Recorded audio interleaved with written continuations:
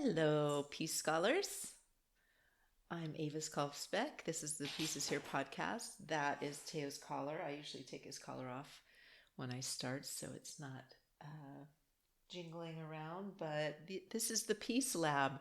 And today we're going to go over very briefly. I'm just going to read what the homework was for the episodes today. I'm going to talk about a little peace meditation that I do, and then I'm also going to read something that I wrote with Gemini about longevity and peace, a little creative narration that I'm going to do at the end. So we should be shorter. This was a good week. I took a few days off from writing to work on some things for my mom, and I also put on my list this week to work on my end of life plan. I've had this on my list for a while, and I got some documents done yesterday, and I was a little rushed, but I'd set the goal for the week and I wanted to accomplish it. And I used, there is an organization in Chico of death doulas, and it's called Full Circle Life and Death, I believe is the name of the organization. And you can have someone come to your home and speak to you and help you put your plan together, help you speak with your family if you'd like, but they also have resources of documents, your advanced healthcare directives and advanced directives, things related to if you want to specify a time where you might not, if you want to refuse food and water. So yeah, all of those important things that we should think about before it's too late to be able to communicate them, and we put those decisions on our children. And I just want my kids to know exactly what I want. There was one, I'm going to write a little summary. And one thing I want them to know is that they don't need to be there if it's something that's too stressful, and that they will be with me regardless if they are there right at my side. Because if we do make a decision to end our life in a way that might be not so pretty at the end, right? You're uncomfortable. You're passing away. That if a loved one wants to be there, that's beautiful. If it's not something that it's going to cause duress, then I want them to know it's okay. So just things to think about. I want to start with looking at the homework. So on Monday, it's class 14 of Resonant Charms, and then we go into social chemistry. Social chemistry is how we talk to each other, our nervous system regulation, genuine empathy, and breaking out of our lonely silos. So that will be the next 14 classes starting on Wednesday of next week. And what were the episodes this week? We'll go through this pretty quickly unless I get on a tangent. So on Monday, episode 295 was of Resonant Charms 101 was the weight of the metaphor. And we talked about how we use these metaphors in healthcare, war on cancer, war on other illnesses, and it can create this feeling for the patient that if they haven't won the war, that there's something wrong, and that other metaphors could be better, including using that of a garden. And we're tending things, and there's natural endings to things. I didn't realize the link between me talking about end of life and this topic, but it's true. It also has to do with the reading I'm going to do at the end. So the homework was look up research on militarized metaphors in healthcare for alternative framings. And it also talks about the metaphor of the hero, which during COVID, some nurses and nurses unions came forward and said, we're just being called heroes as another way to take attention from the fact that we're being overworked and being put in danger. So it's very interesting. So that was that episode. And then on Wednesday, episode 296 is the false consensus detector. And I love this episode. one of the examples it talks about is the minority opinion in AA. And it's so beautiful in AA that if there is a vote and that there's a call for the minority opinion, so that even if there were some loud voices and something got passed, that someone is able to still speak their opinion. And sometimes what happens is, we follow the loud voice, but then afterwards, when we're thinking through what that minority opinion was, it makes a lot of sense, and we can change our mind on things. And the beautiful thing about AA is group conscience. There are no leaders. And so the homework for this episode was look up AA 12 Concepts for World Service, specifically the right of appeal or the history of Operation Earnest Voice, and identify one way artificial personas are used to shift public opinion. And this episode, we provided a toolkit to identify astroturfing and protect dissenting voices. Their companies, and that's their sole job, is to create these grassroots movements that appear to be grassroots, but they really have a lot of money behind them. So that was that.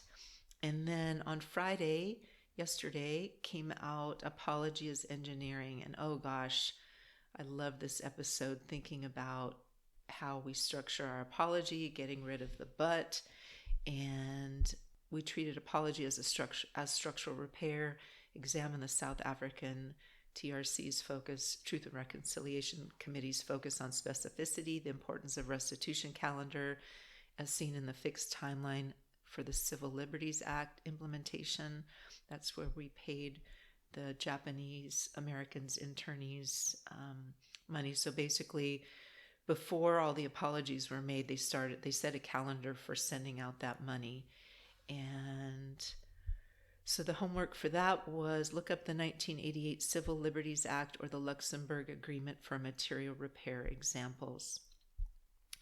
So I'm making that shorter. We didn't actually do the homework for that. I did it before I got on this recording, because I'm going to keep it a little shorter today. And anyone who's been following the Peace Labs and hanging in there with me, I really appreciate you.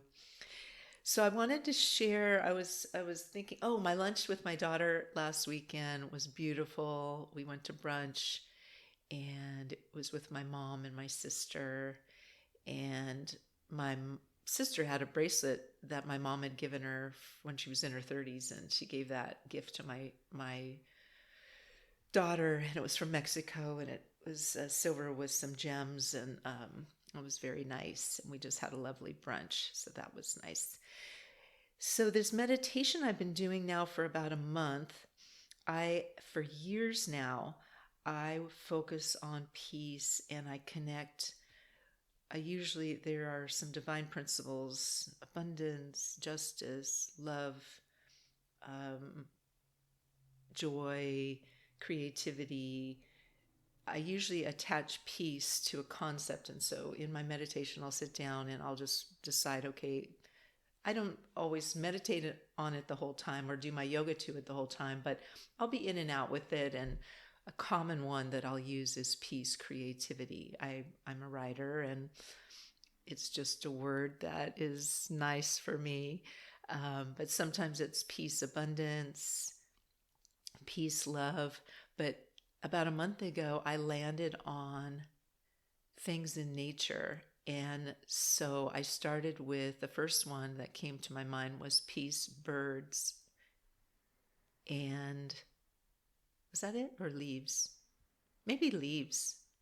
I think the first one was leaves. And this room, you can see the filtered light. There's a Japanese maple right here in my window and trees above. And so it's the dappled light coming in. And just tying, we can get to feel so much frustration and emotional heartache for what's happening in the world. And when we can tie back to nature and the truth of the earth and the things that will be here, even if we don't make it as humans, the earth will keep going, Mother Earth. and the recovery of that. It's going to happen. We need to get our act together because that's going to happen with or without us. So why not be a part of it? But this reconnecting to nature. So Peace leaves, and then I went the next week to Peace Birds. And through my day, it's just lovely. Or on my walk, it's kind of something that I'm focusing my attention on. Then the next one was Peace Daughter. Oh, wow. Is that a beautiful feeling to meditate on the phrase Peace Daughter and just the whole feeling, whether or not you are a mother, the feeling of motherhood and care and the deep, deep love that your mother had for you. And then the next one was Peace Son. So I just wanted to share that with you. So we're going to end pretty quickly today, but the way we're going to end this is I've been listening to a podcast called Moonshots, and I really enjoy it. I love Alex Wiesner Gross. I apologize if I said his name wrong. They often say AWG, but he's a brainiac, and why I feel affinity toward him is he has made a couple different comments when they're talking about maybe AI eventually having rights. He will bring in animal rights and animals having, certain rights. And I love that. And he seems to be a very level thinking person. That podcast is about optimism, but they often do bring in both sides. And I find that of all of the hosts on that show, that AWG tends to tell it like it is. You'll hear Peter Diamandis sometimes either be quiet or move them along if they start getting too real. But one thing that Peter Diamandis owns companies and is following all of this longevity business. And a couple podcasts ago, they mentioned that someone said that if they take away all of the things in our bodies that are getting us to our point where we're going to die, that if we fixed everything, a human could live 1,000 years. And so as I reflect on that, it's a very interesting thing. And I think it can create, a fear of missing out, a fear, we have as humans such a strong, we're always comparing, and if we feel that, I'm supposed to be extending my life as long as I can, and so there's weighing being healthy and eating well and exercising and being made aware of breakthroughs that could extend our life. And this is, in my opinion, obviously, it's my podcast. And then there's the side where we're going to take whatever drug or pay for whatever process might happen with this idea of living forever. So I had some thoughts on the topic, and I love the writing of Henry David Thoreau. So I went to Gemini and I said, can you write like Henry David Thoreau? And of course it's going to say yes. They're all very confident. So what came out, I wouldn't say is what I thought it was going to be. And I didn't put in the prompt much for talking about nature. So I wouldn't say, this sounds more like just Gemini working with Avis than it does Henry David Thoreau. But that was one of my inspirations. And I keep my prompts so I can remember how I created this thing. So I just want to share this with you. We'll just take a deep breath.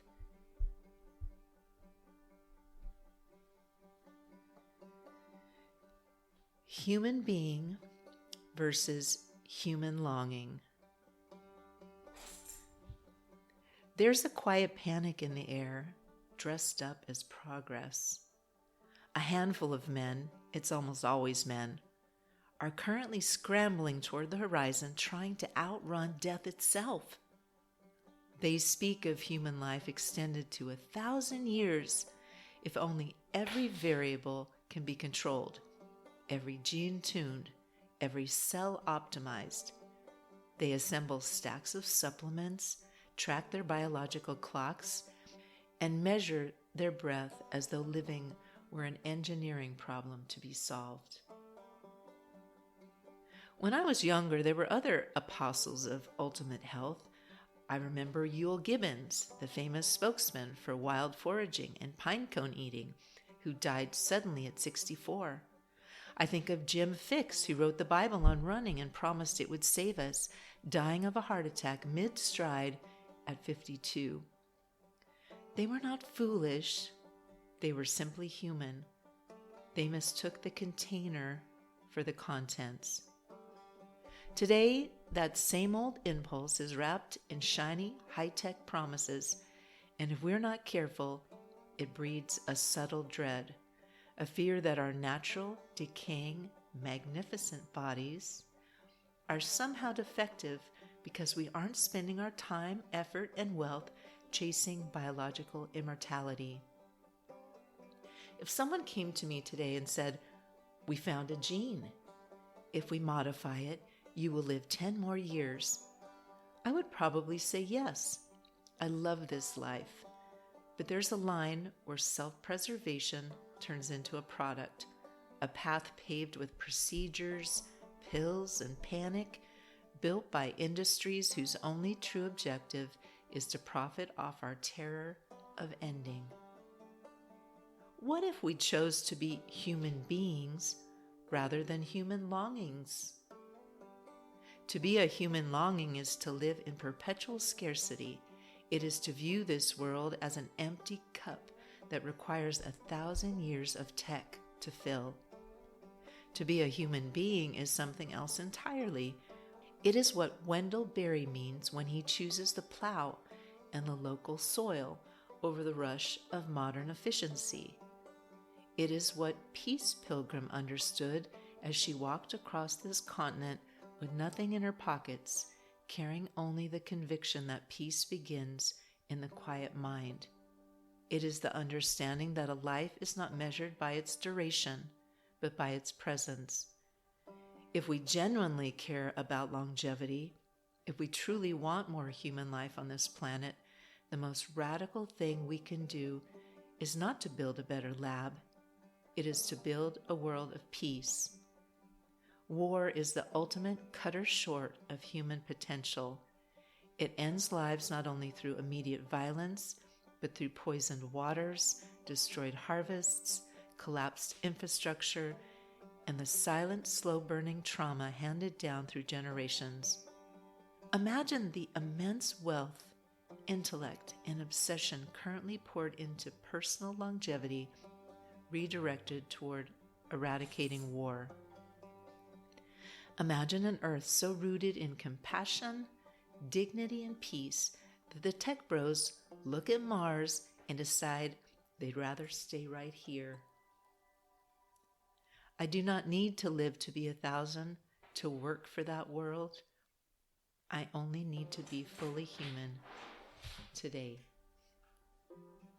We got plenty of Teo collar jingling in our reading today, and I just want to send you much love and peace.